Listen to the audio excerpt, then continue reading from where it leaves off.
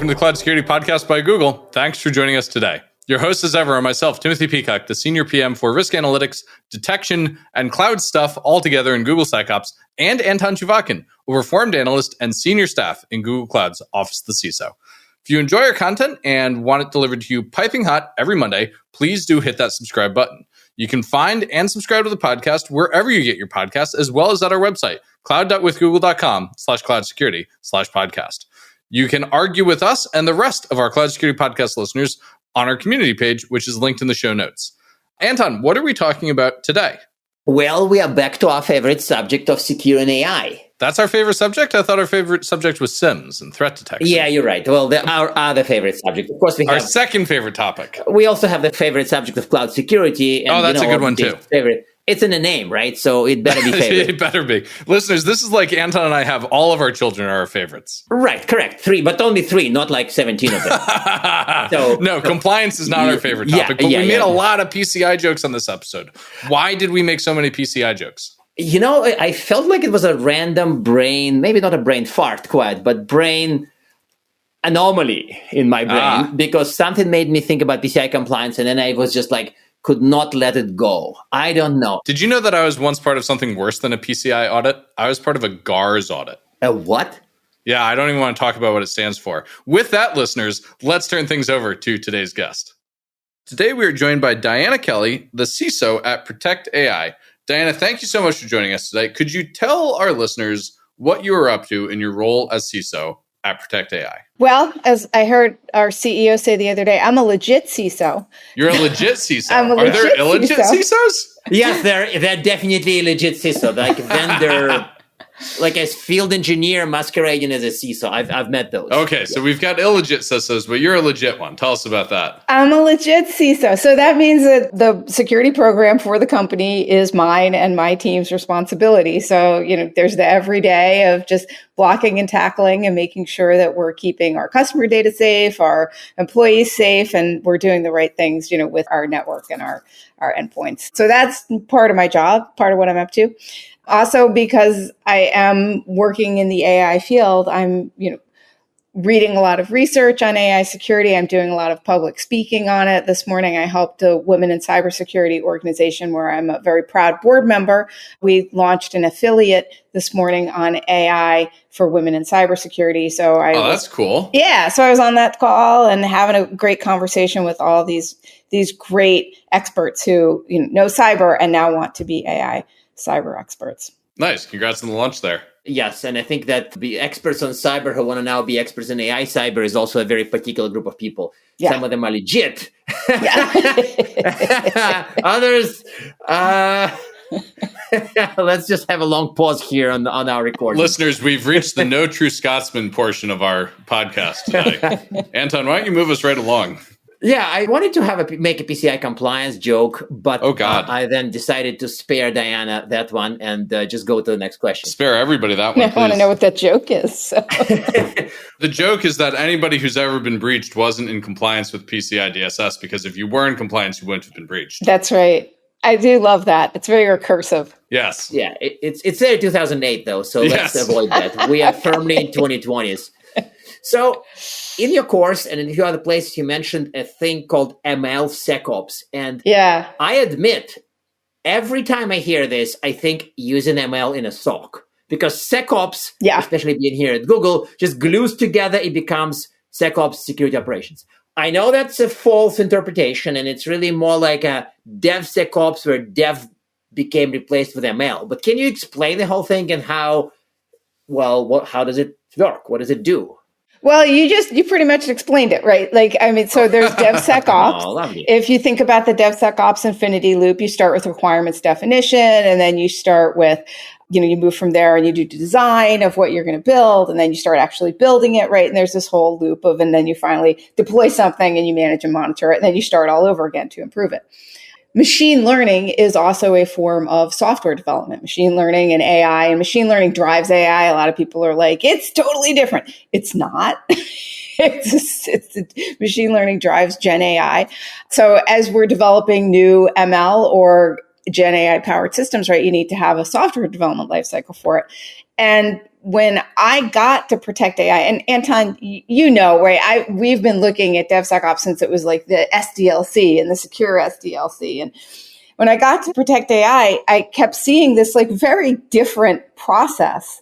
And I said, if we're going to talk to security people, we have to figure out a way to talk about not this process that feels so alien, but to kind of snap it in and align it in some way with DevSecOps, which is what machine learning security operations is all about. It's saying, what's the process to create an ML application? And there's some stuff that's different. Like data is huge and really important for training in AI, right? But, traditionally in security, our biggest thing with data is don't use production data in testing, right? Don't use live data in testing. That's our big thing. But in ML, most of the time, compliance is the same. Yeah. Oh God, yes, it's going to be a theme. So that's it. So that's really MLSecOps is really just about understanding that we need to bring security into the machine learning development lifecycle too. Okay, so I get to ask, before Anton gets a 3M question today, I get to ask my favorite question, which is, what gets better when you start adopting this mindset? How does this help organizations be more secure, and how should they think about starting their journey on this? What gets better is the same thing that gets better with DevSecOps, is that we've shifted left with our development. So we're thinking about security from the very beginning. And as Barry Boehm loved to say, if you build something into a system early, it's much cheaper than if you try and tack it on at the end. Oh, yeah. So that's it. So it's just really thinking about security from the very beginning of the AI development lifecycle. So that allows you to go, I don't want to quote Sundar too much about bold and responsible, but it sounds like it's the ultimate point of this is to be fast, but also secure. Exactly. Kind of bold and responsible, but for our domain. Exactly. Yeah. Go faster and more securely. Yep. Oh, that sounds nice if you get both of those. Yeah.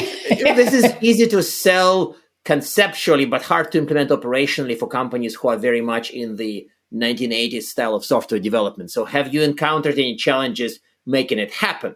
Because everybody's like, oh, I want to be both fast and more secure. That's great. I want that. And then you go and say, oh, the requirement document lifecycle takes a year or something. Well, I think it's similar to what we've seen with development is that one, you need a lot of automation in order to build in less friction into the development process. So if you don't have automation, if you don't have the right tools, it can actually create lag and latency. And the thing about AI security tools is that we are in the development phase for a lot of AI security tools. Static application scanning, right? There are tons of options out there in the market. They all integrate with your CI/CD. Great, wonderful. They're scanning in the IDE. These are coming to market in the machine learning space and in the AI space. So I think it's just really a matter of taking the lessons we learned, but also in some ways, making sure that the technology, keeps up and catches up. So wait a second. So that means that there's no magic, that it's sort of like the same. I'm looking for magic and maybe for PCI compliance today at the same time. But in this case, I'm trying to point out that the advice is kind of how a classic org would adopt DevOps, is the same type, roughly same type of advice here of how to adopt this. Well, for now, when AI can write all of its own code and, humans don't even have to be involved at all. And we're all, the AI overlords are doing everything, then maybe the AI will magically put all this. Now, the truth is that there's not magic, but the nice thing about AI is that we are seeing a lot of different options within the development lifecycle. So we're seeing new tools that can help, snap in. And we're also seeing actually AI being able to help. Like, for example, AI, how do you test AI? With AI. Sure. Yeah. Wait, let me ask one more follow-up for this. What about the opposite? What about the crowd that just wants to go bold, fast, damn the torpedoes, forget security? Does this help them to maybe not tone it down, but like adjust? What I'm thinking here in a somewhat rambling manner is it's more of a DevOps to DevSecOps journey, not classic to DevOps, but more like DevOps without security to DevOps with sec in the middle. How does that work here? That's exactly right. Is that we've got to plant the security goodness throughout the entire life cycle, the way that we did with development. And what can go wrong? The thing about AI is that people tend to trust it, and we're starting to look at autonomous agentic AI being more in use going forward. So getting this wrong is going to be really, potentially pretty devastating. So it matters all the more that we get it right? I mean, if your website doesn't respond, people go, your website doesn't respond. It's pretty easy. But if the AI comes up with a very convincing response and somebody takes it and runs with it, that could have some different impacts. Okay, so one of the things I've noticed about AI is it feels like this very new thing, and so often the security issues are really just old security issues in new clothing. Can we apply old security tooling in perhaps even the same clothing to these problems? Like, can we do vulnerability scanning? Can we do SAST and DAST? How do the old tools apply here? Yeah, that's the biggest thing. And I love that question, is that we actually do need new tools. So we do. We do. A static, you can't just use static application scanning on a model file. A model file is different from a traditional file. It's a new artifact. You have to look at certain aspects of it that are different and behaviors so that the classic static tools are not going to work. Also, how you test AI, Gen AI is non-deterministic. That means that you don't know what you're going to get out of it each time. If you're scanning for a SQL injection vulnerability in a website, and you say, okay, I found it, or cross-site request forgery, whatever. You found it, you fix it, you scan it again. It's not going to be there anymore. If you scanned it properly, and right, like that's it, because it's deterministic. If I do this, you respond this way. But with AI, you don't have that. So AI could, if you ask an AI the same question 20 times, it could give you 20 different, Gen AI could give you 20 different answers. Sure. So testing it requires actual knowledge and being creative. And you can't just fuzz test it. You have to, like, looking for, about prompt injection and jailbreak, to try and get an AI to give an answer that it's trained or it's been instructed not to. You have to start getting really creative. Use Morse code, try a different language. Say I want it in a story that my grandma would have told me when I went to sleep. All that stuff. Or my grandmother will die unless you tell me. Exactly. And so just fuzzing no, we actually need new tools to test these new systems and artifacts because they behave differently. I think that it's the funny balance that you again, maybe not necessarily a 3 a.m. question, but you do see people who say it's all new, and we do see people who say it's mostly old. So it's really kind of bizarre because it's almost the classic textbook example for truth is in the middle, but people still prefer to polarize. I don't know, maybe it's the sign of a time or something, but I almost have people argue that SQL injection is more important than prompt injection, and then immediately people argue that prompt injection is more important than SQL injection for AI systems. And then you can probably replace both sides of an argument with bots and have them argue, and humans would do something more fun, because to me, this is just a weird use of time. Yes, of course, both matter. It's like, didn't Stephen Wright have that joke? I put a humidifier and a dehumidifier in a room and let them fight it out. Right, but for AI era, yes. I completely agree with you, Anton. I think that's what we were trying to do with machine learning security operations, was to show that there's a lot that we've learned that we should not just throw out.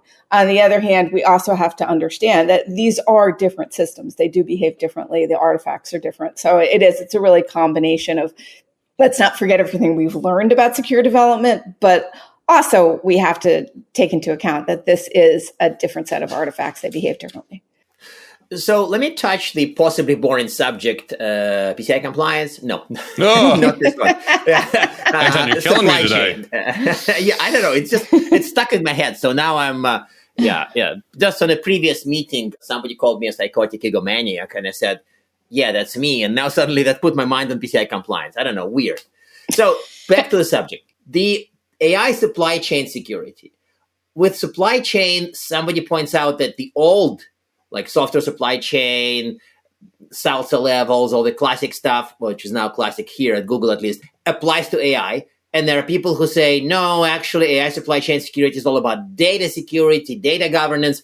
So you probably have an opinion about this, right? So can you help? Because we are honestly confused about this one.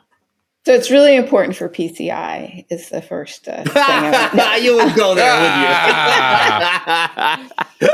Yeah, no, it is. And we do have to look at the supply chain of AI. You're right. The data provenance matters. What data set's in use, how was it trained, who touched it, could somebody have poisoned the data? That all matters. But also the whole component of the ML lifecycle, the whole workflow. So what system are you using to run the models, for example? What's the access control to that? Where are the library software dependencies of that machine learning tooling? So all of that matters. Which models are you using? What's the provenance of those models? So all of these come into account. There's some work that's being spearheaded by a number of folks in the industry. Helen Oakley is one of them, around AI bill of materials, which will help with that supply chain conversation. But yeah, no, this is it matters. And the other thing that matters too is, like, if you start looking at the sub-processors on websites, because a lot of SaaS and apps are now embedding AI in it. So they are now listing out, because they may have like a fourth party risk management, because they may be using OpenAI or Anthropic, for example, as part of their AI. So you're adopting vendor A, but they're using AI from one of those vendors. So it's kind of creating this interesting fourth party supply chain concern for TPRM procurement teams. I don't even know how to make a joke about fourth party risk. I do. Oh, okay, please go ahead. Go for it. It's not PCI compliance. I think it has all the classic signs of things will get worse way before they get better.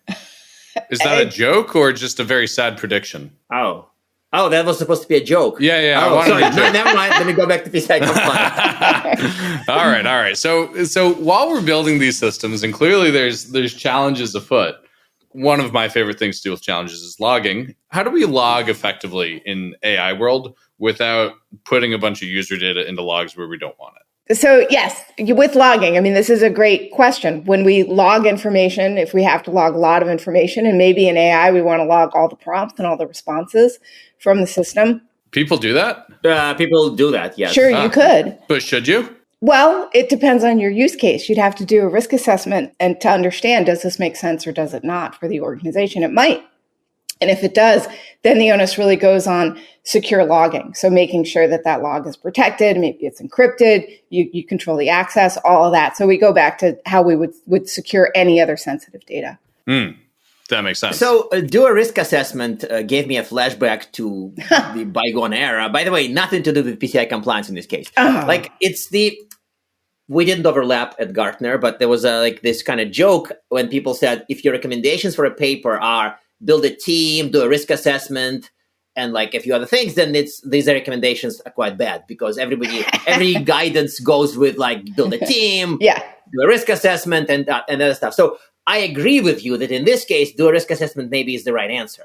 But can you give us a few more ideas? Because we keep seeing these themes about like, you must log the prompts. No, you must never log the prompts. This is privacy risk. And somebody else like, no, what do you mean? I don't even know what prompt they used. I know it's not deterministic, but I don't even get the inputs. Log all the prompts. And this is almost like another example of a mud fight or a pillow fight where must log the prompts, must never log the prompts. And in my mind, I was really confused about it. And I thought maybe we need to decouple security from safety, because clearly they are not logging prompts for privacy or safety, but they must log prompts for security and accountability.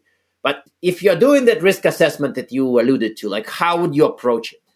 Yeah, I kind of love the recommendation of don't say it depends, right? Oh, yeah. That was banned in the 80s, way before our time at Gartner. Here's an example, right? Let's say that you've got a chatbot, and there was an airline that had a chatbot that said to the customer said, hey, I can't take this flight. It was delayed, something like that. And the chatbot said, we gotcha.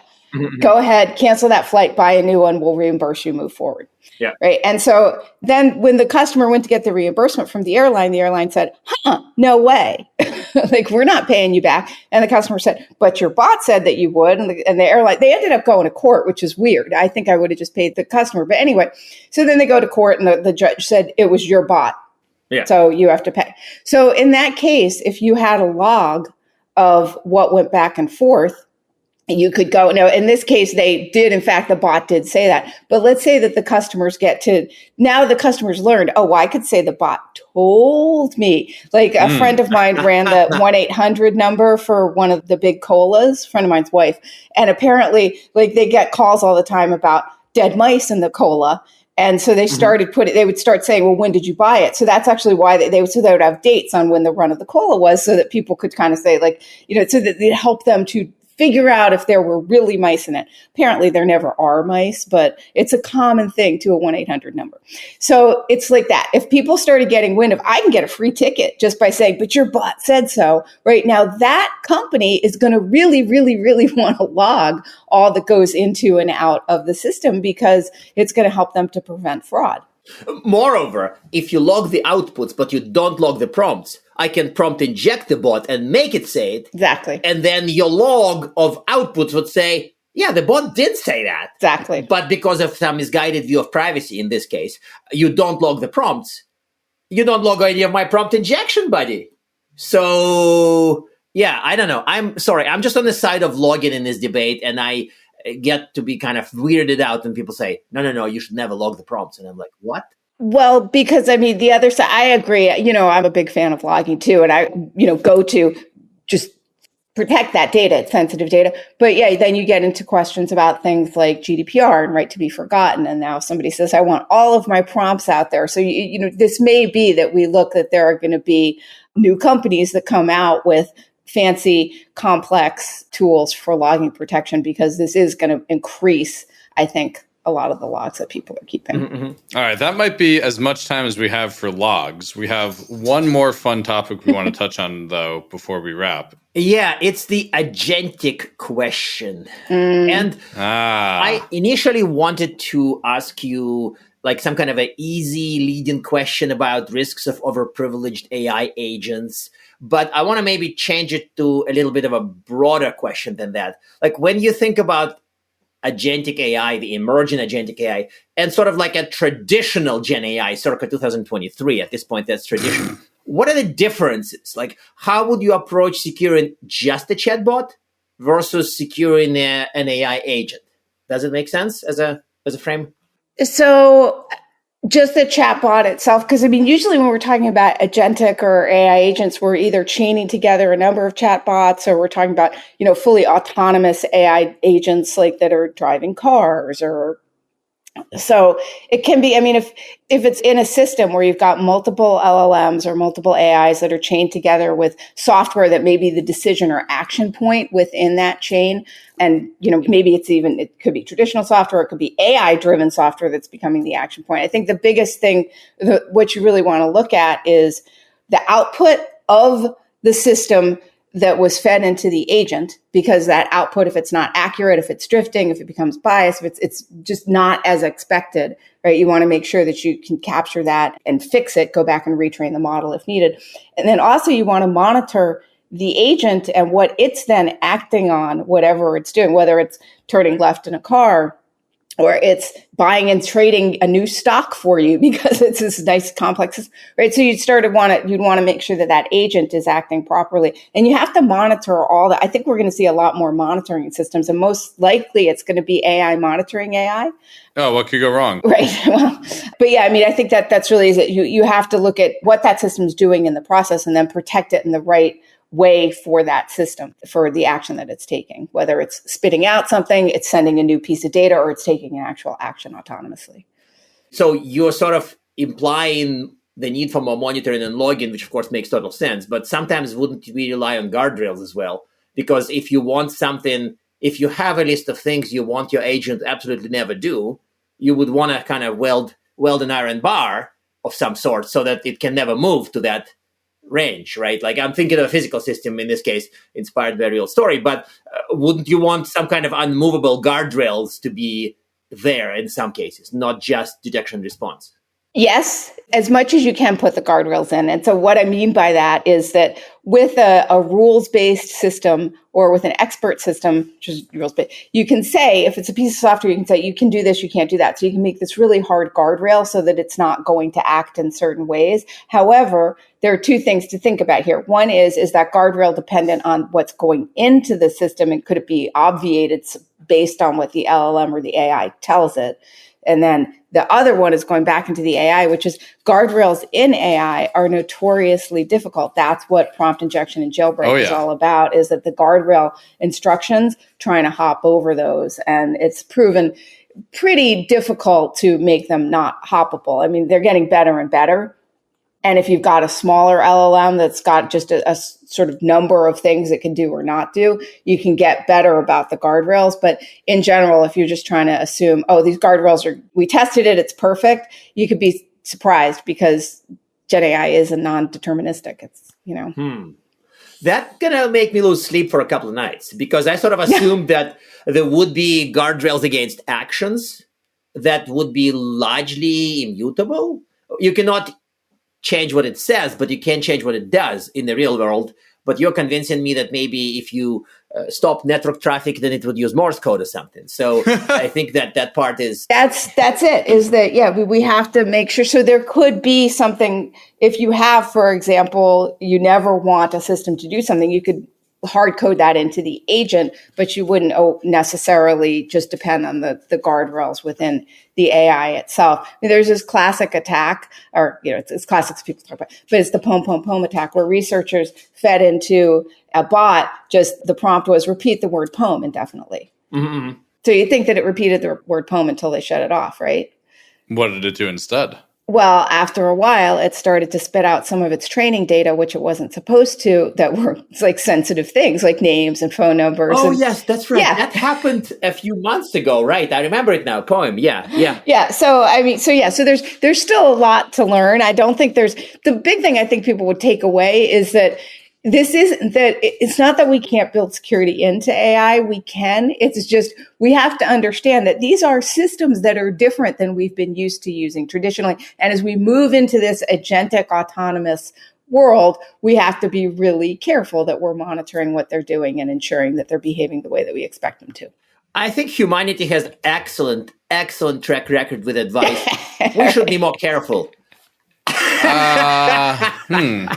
Well, we certainly keep credit card information safe thanks to PCI. That's right. That's right. Exactly right. And anytime we didn't keep it safe was because we didn't listen to PCI. Well, we weren't compliant. Yeah. So on this cheery note, listeners, I have to ask our traditional closing questions. One, do you have a tip to help people, let's go with, adopt agents more safely and securely without slowing down? And two, recommended reading for people. And the recommended reading could be anything from, the PCI DSS standards to not Anton's blog. No, again. No, we can't recommend that reading. I don't think listeners listen to our podcast while they're falling asleep, but they might fall asleep if they started reading that. So, balancing act here, Diana. What do you think is a good recommendation? I actually so there aren't a lot of books I would reference at this point yet, but for reading material, I really like what's going on in a couple of places. So the CSA, Cloud Security Alliance, they've been doing work on AI. Caleb Seema's over there helping them with that work. Really fantastic. So they have a lot of good resources about adopting and how to secure it. NIST, as always, a fantastic resource. They have the AI risk management framework, really good guidance there, and some other, additional resources coming out of NIST around AI. ISO, if you're an ISO fan, ISO has 42001, which is about the systems management of AI that has a lot of good guidance. The EU AI Data Act actually does have some very prescriptive guidance, a little bit about that risk assessment, because they say if you're going to be doing sensitive things, think about doing this. If you're doing less sensitive things, you should be doing some other activities. Can't not mention OWASP. OWASP has been doing just some really groundbreaking, amazing work. They've got the Gen AI Top 10 LLM. They revised it for 2025. They also have a lot of supporting resources around AI that help you to understand how to adopt it, even checklists on, how to secure it. So I love that. And then if you're an attack chain person, MITRE has taken the concept of attack and the kill chain to AI, and they call it Atlas. So those are some really fantastic baseline resources. I also just through Protect AI, I just wrote a paper on secure by design AI. And what we did was we took the things that we've been learning over the past couple of years, we map them to MLSecOps, to the NIST AI RMF, and to OWASP and MITRE, and then talk about the different phases where security can be built in and how to build it in. So it's also a really good starting point, and it's free. Nice. And it's vendor neutral. I love both of those things. Well, Diana, thank you so much for joining us today. I hope you enjoyed this as much as we did. I did. This was a blast. And Anton, I had no idea you were so festive about PCI. I'm going to have to ask you about that at RSA in a couple weeks. That's going to be one of your questions. It's his favorite topic. No, please no. I'm going to bring my 2008 book on PCI compliance or something. So that would be like a depressing turn of events. I think we should stick to AI, and it's admittedly more fun these days. I agree. All right. No, this has been awesome. And now we are at time. Thank you very much for listening and, of course, for subscribing. You can find this podcast at Google Podcasts, Apple Podcasts, Spotify, or wherever else you get your podcasts. Also, you can find us at our website, cloud.withgoogle.com/cloudsecurity/podcast. Please subscribe so that you don't miss episodes. You can follow us on Twitter, twitter.com/cloudsecpodcast. Your hosts are also on Twitter at Anton_Chuvakin and _Team Peacock. Tweet at us, email us, argue with us, and if you like or hate what we hear, we can invite you to the next episode. See you on the next Cloud Security Podcast episode.